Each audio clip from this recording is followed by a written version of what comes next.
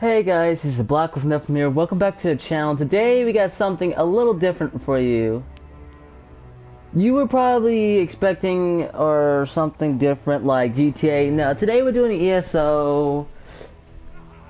And today I'm bringing you guys a build for ESO. First build I'm doing. Right now, currently I've tried just about everything because I wanted to do a build for ESO because I've seen tons of builds, tons of people do it. As you can see, I did just about everything there is, and I've only committed and stick to a couple of things. Though some things can be changed around depending if you don't particularly like some of the abilities, but most of them you should keep because as far as I know, this is the best PvE build. Not been a PvP yet, but I'm working on that. I want to test it in PvP soon, but not yet. Also, keep in mind, most of the armor and stuff is just random. Very random. The sword, I didn't really care. The shield, it's not particularly, it's not really. This is all randomized. So, right now we have sword and shield for our main bar, our backup, our back bar. We have two-handeds. You want heavy armor on everything except this. This was a mistake. But because it provides the increased health, magicka, and stamina stuff, so that's kind of why. I was thinking about doing this, where if I have two pieces of medium armor at least, I can put these in together, so that would be great. But that's only optional for you guys. That's only optional if you want more passives. That's all. That's just up to you guys. The CP points, well, as you can see here, it's kind of a little bit working. It's not really beautiful, but just know this is supposed to be a stamina build. Just a stamina build. But we happen to have a little bit of magicka use because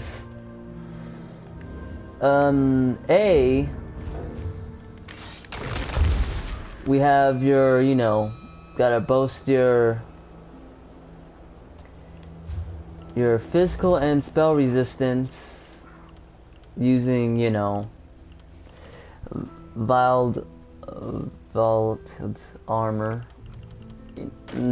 Just know I'm not good with names, so if you guys know how to say it, well, don't judge me.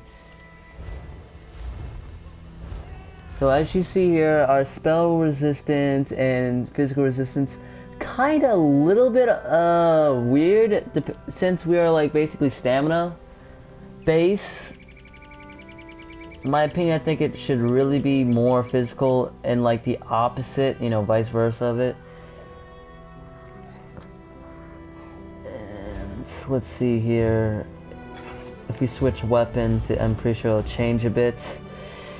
Yeah, as you see here, when you change your weapons, the spell critical is, weapon critical is up.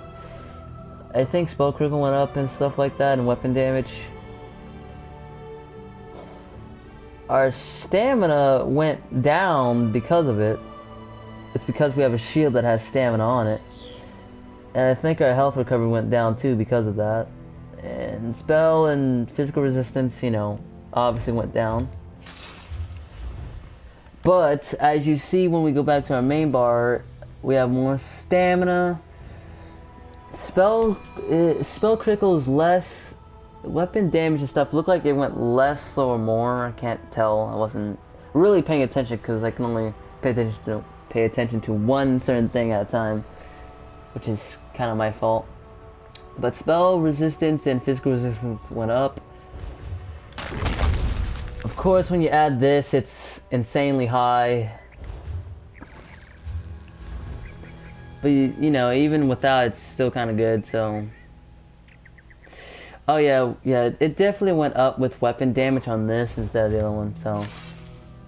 Now, we're gonna look at, you know, of course we have, well, we're gonna, hang on, I'm getting a little ahead of myself, guys, apologies. But yeah, as you can see, I tried everything, being a tank that heals or a support type thing before, because I didn't know what the fuck I wanted to be.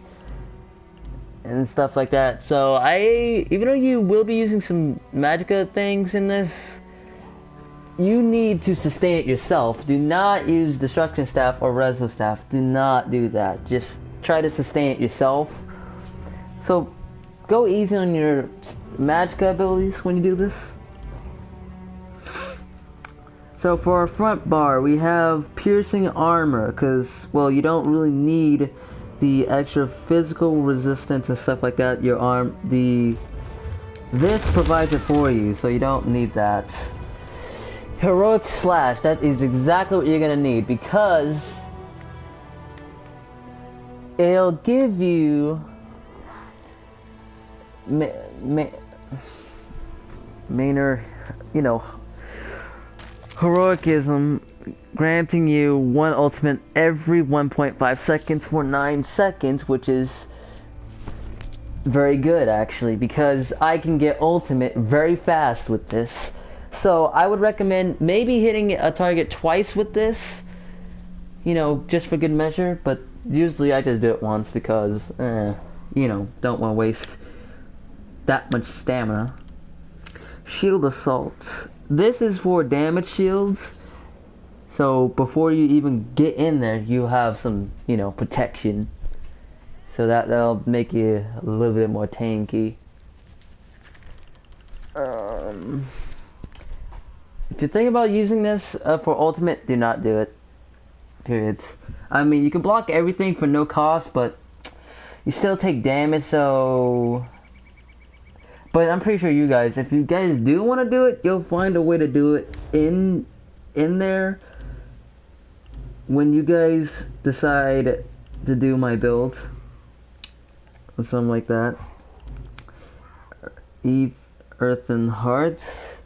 I was gonna do magma armor, morphed and stuff like that, but decided to take a different approach.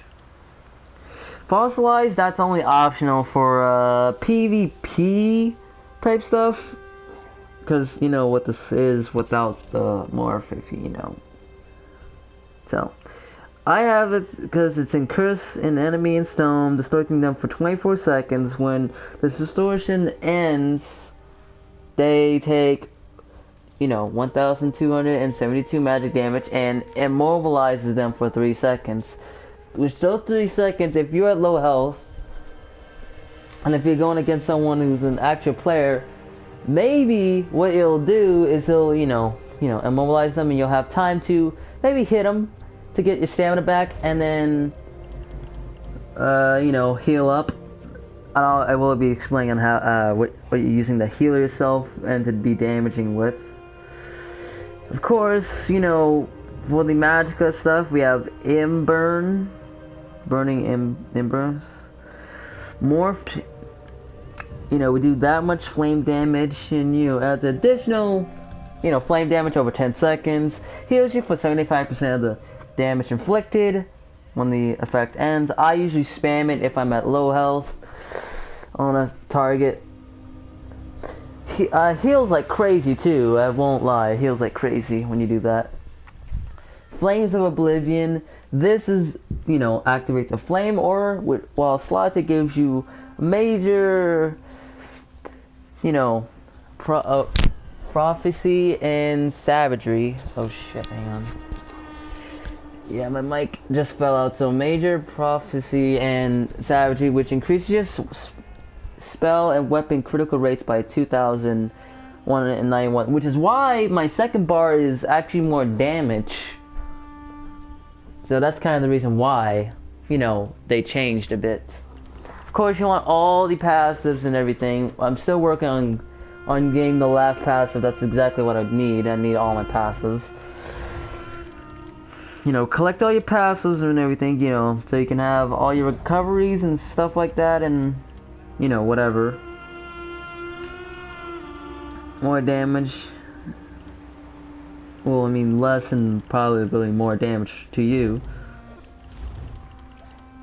Of course, you want Battle Roar, because it restores health, magicka, for each point of, you know, ultimate cost of 46. So if mine is at maximum of 500, that's gonna be like at least half or at least more. Oh wait, no, that's for every point. So basically over 1,000 points, maybe 2,000 points, who knows. I'm not really doing the math. Dazzling Swing, also for a PvP type thing, but I just use it because sometimes you just need a break from an enemy. Though if you wanted to do even more damage, change this to Wrecking Blow. For if you just spam this, if you spam Wrecking Blow, you just have more, you know, extra damage. But once again, PvP type thing. So Dazzling Swing. I've done everything. So, and then no, hang on. Just to, you know, just to show you that I have these on my other bar. And Rally, this is momentum, you know, morphed. Rally. Focus your strength to gain major brutality, increasing your weapon damage by 20 seconds for 33 seconds. You heal for 497 health every 2 seconds while it's activated. An ally, sorry, not an ally. An additional 746 health. When Rally expires, the final heal is increased by up to 564% in proportion to the length of Rally has been activated. So you're basically getting constant heals. Of course, you want all your damn passes for this. So, you know, once again, I'm working on the passives, on getting them. Or, you know, all of them. Because that's what you're supposed to do. You want all heavy armor and stuff like that, medium armor. The werewolf, don't mind that. I'm gonna be explaining why I have werewolf in another video or something. I don't use it. Dawnbreaker is kind of the thing I'm using for my secondary ult, because once again, kind of, if you've seen some videos on Dazzling, having Dazzling Swing or the one-shot builds or something like that, Dazzling Swing and, you know, using ultimate on enemy can definitely be very terrifying. And well, let's just say I did one-shot some monsters with this, but you know, that was really nothing. And I did this by achieving stealth. Of course, you have to be in stealth, but that would be a Nightblade thing where, you know, you use both of those, which I am working on that. So nothing else really, but you want vulgar resolving vulgar, which you have to go in PvP, do a little bit here and there. Of course, you gotta get your ass kicked because, well, you know, you're probably a fucking noob and you're watching this, but it doesn't matter. It's okay. You can get your ass kicked. You can go in PvP, fuck around, get your you know, points up in PvP. So stuff like that. So, you know, I mean, these only level up because you're doing stuff in PvP, so just keep in mind. Now, we could, what is it? You have plenty of options here and there. You could use these things from Alliance War. I would probably recommend Barrier, but then again, you won't really need that. I mean, you can invoke this to do this for like a PvE type thing or PvP type thing. You don't really have to though. That's only if you want to be a real tank that's supportive, that wants to keep everyone alive. Though, if you wanted to do that, like let's say, for instance, my healer friend, he's been having some trouble. Maybe I want to use this to create a life bound between you and an allied player, you know, while, you know, binded 30% of the damage goes on to me, and have to remain within close to me. So, I would do this. I'm just going to waste a couple skill points just so you guys can see. Majestic Guard. You and your, you know, get major of really increasing your healing received. So my friend will get healing received. Since I basically have a heal that heals everyone around me, it will, you know, basically heal him even more. But you see, I can't really heal him when I'm using this on my other bar. The only place I could think for it, would go to where Fossilized is. And, you know, Stalwart Guard, you know, increases their critical strike damage. I could do that for him. But, you know, it's only optional. I'm just gonna put on Majestic Guard because I might use that later. Khajiit skills. Health recovery, stamina recovery, stealth, that's optional. The weapon critical is probably a must. You might want more damage. Of course.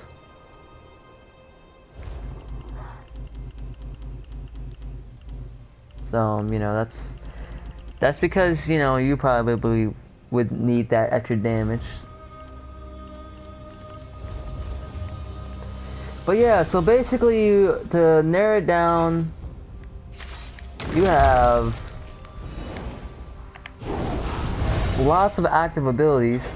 You have 3, or I should say 5 heals. You have one ability that weakens, one ability that immobilizes and stuns or puts them in place. Then you have another one that stuns, that's, you know, Shield Assault, of course. Then Heroic Slash to get your, you know, ult back up. And, you know, once again, we have our Oblivion, Flames of Oblivion going on. So if someone activates the synergy, it will definitely do tons of damage to a target. And, you know, Rally, that heals you constantly, and, you know, Resolving Vulgar heals you constantly as well. So, you know, once again, like, if you are, you know, you have to be healing people and stuff, crack down your ults, use Dawnbreaker or Ferocious Leap is what I have. You know, to gain, after, you know, doing some damage, you'll get a damage shield that will absorb 1 and 3 of your max health for 6 seconds. Has helped a bit, I won't lie. It's actually been helping me in PvE a little bit more, because I've been seeing in some dungeons I have been having trouble, so I need a little bit of, you know, just pop that as an oh shit, I need some protection right now, man. Then I have time to basically, you know, heavy attack the enemy, get my stamina up, then I can start healing myself. Of course, my magicka, that's gonna heal on its own. I'm just gonna, you know, leave it as healing its own. And then of course your burning emblems, which I can't do because I need a target. You have to you can spam it just to keep the constant heals, or hit multiple targets with it, just so you can, after you know that it's done, you can get even more heals. So you know, by the time you're like at like 10% health, you'll be back up to like 70%. Who knows?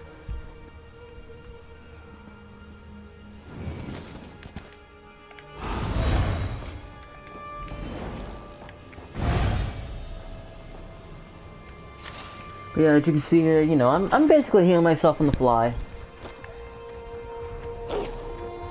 I mean, my healer friend is, you know, pretty good at healing. I'm also healing him, as well as he's healing me. So, I'm just gonna, you know, point that out right there. Because, I'd say this, before you even go to battle, you buff up, make sure everyone's got the heal, you charge in there, you use shield assault. Yeah, shielded assault. Get in there. Then you use this again, or you can just wait before you even get in there. You know, because you want to light all the enemies on fire. Then you just be able to, you know, tank everyone. You can probably even aggro everyone, maybe, if you do it the right way. So that's just up to you. Now, I don't know, but you could try this with any race that's good for tanking. I just preferably use the Khajiit because the Khajiit is my favorite race, and I have like I guess 4 different characters of Khajiits, which don't question me on that, it's just because. And well, you know, it's just all in the day's work basically. But I hope this build, you know, helped you guys. I hope you guys like it. And for anyone who's new to my channel, hit that like button. And you know, as always guys, I'll see you guys next time. Peace out.